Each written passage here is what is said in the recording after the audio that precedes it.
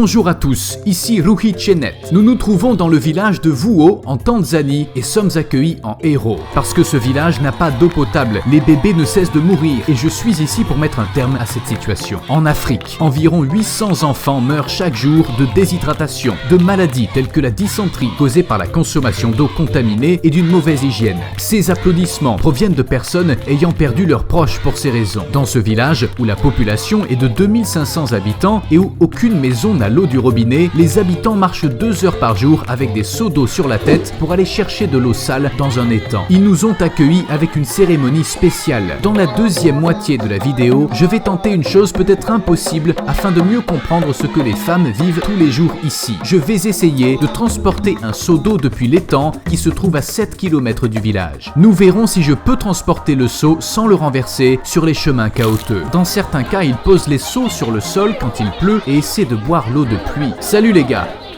Est-ce que vous parlez anglais? Les filles sont trop timides, comme vous pouvez le voir.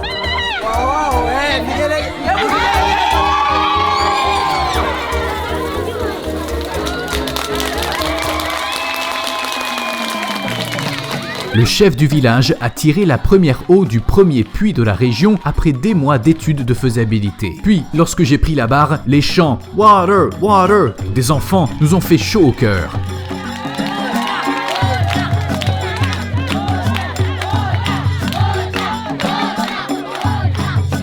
Mignon et curieux, je n'aurais jamais cru que les enfants seraient aussi heureux. Boire de l'eau semble si insignifiant pour nous, mais c'est important pour eux. Pour la première fois, les gens avaient une telle abondance d'eau qu'ils sont devenus fous de joie.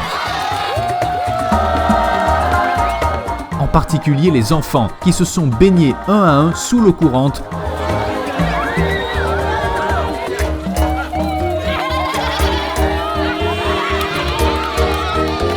Et ont exécuté leur danse locale pour nous.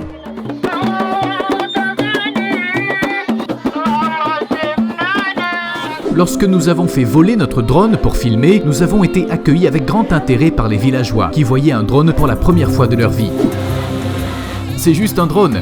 Tous étaient choqués et ont essayé de comprendre ce qu'était cette chose volante.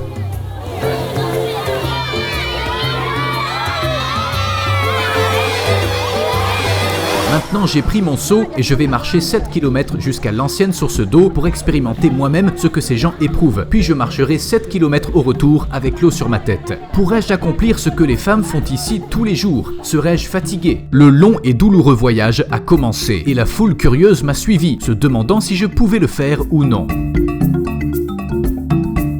Comme vous pouvez le constater, les femmes n'ont pas de chaussures, elles marchent pieds nus. Comme si cela ne me suffisait pas de quitter le village pour atteindre l'étang, j'ai aussi traversé les 2 villages suivants. J'ai vu de longs cocotiers, des buissons, des collines et des vallées. Même si aller au village avec un seau vide est la partie simple, j'ai marché pendant 1 heure et je suis déjà fatigué. Alors, à quoi ressemblera le retour? Comme vous pouvez le voir, c'est très profond. Avant, il suspendait une corde en bas et ensuite, il tirait l'eau. Pas facile. Vous voyez que le propriétaire de cette maison a astucieusement construit un système dans le toit qui transfère l'eau de pluie dans le puits. Remplissons notre seau maintenant, puis essayons de revenir avec celui-ci plein.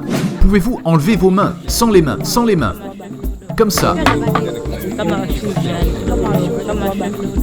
Pouvez-vous marcher?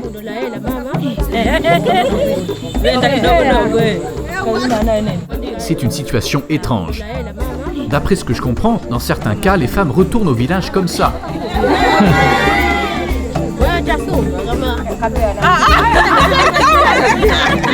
Impossible. Regardez, elle l'a pris tout de suite. Bien qu'elle soit tordue, elle peut garder son équilibre.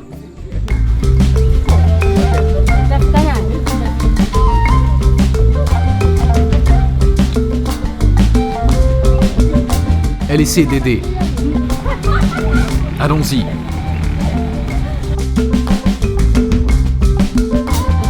Il commence déjà à pleuvoir à verse. Les femmes ont essayé de me prendre le seau à chaque fois. Non. Elles pensaient que j'abandonnerais plus tôt. Elles me regardent tout le temps. Elles se demandent si je vais abandonner ou pas.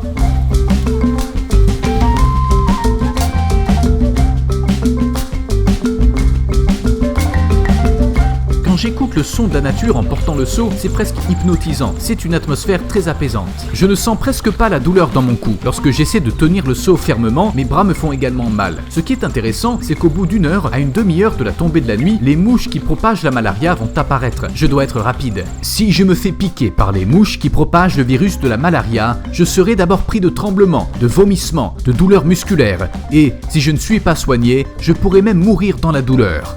Tu vois cet arbre, comme il a poussé de travers. Je suis à mi-chemin. Je suis trempé.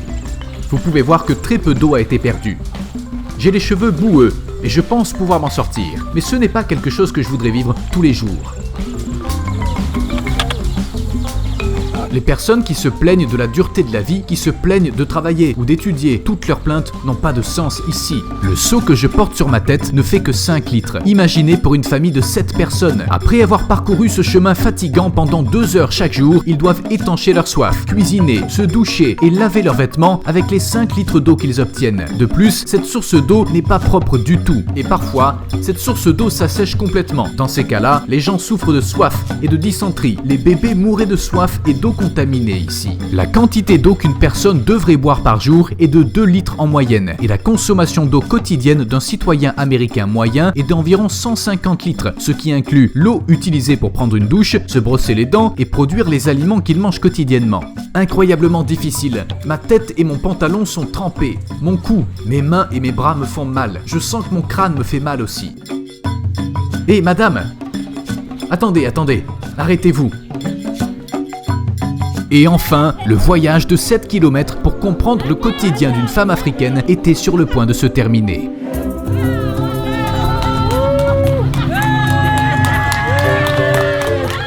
Tout le monde est surpris, car pour la première fois, leurs problèmes sont vécus par d'autres. Tout le monde est devenu fou, ils sont si heureux. Nous avons sympathisé avec eux, partagé leurs problèmes.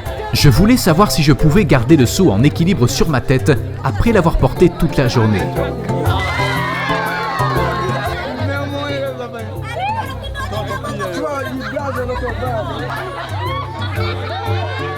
Plus personne ne mourra de soif dans ce village.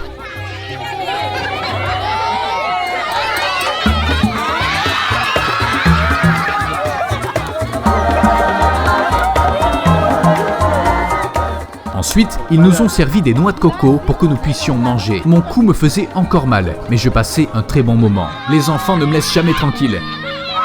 Je voulais me promener dans le village et ils me suivaient partout.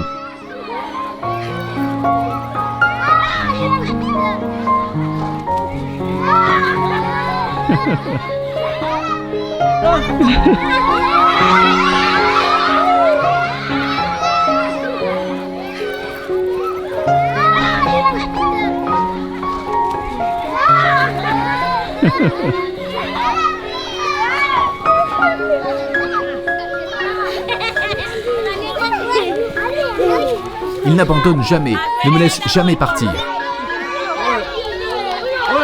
J'ai été très surpris que ces personnes qui ont eu peur des étrangers pendant des années me tiennent les mains si fort. Elles étaient très timides lors de notre première rencontre, mais lorsque nous avons passé du temps ensemble, leur timidité s'est transformée en surprise et en bonheur. Il n'y a pas d'échappatoire. J'ai été très ému que ces enfants, qui avaient besoin de l'affection de leur père, ne me lâchent jamais. Mais maintenant, il est temps de dire au revoir. Attends. Arrête-toi ici. Attends. Bye bye.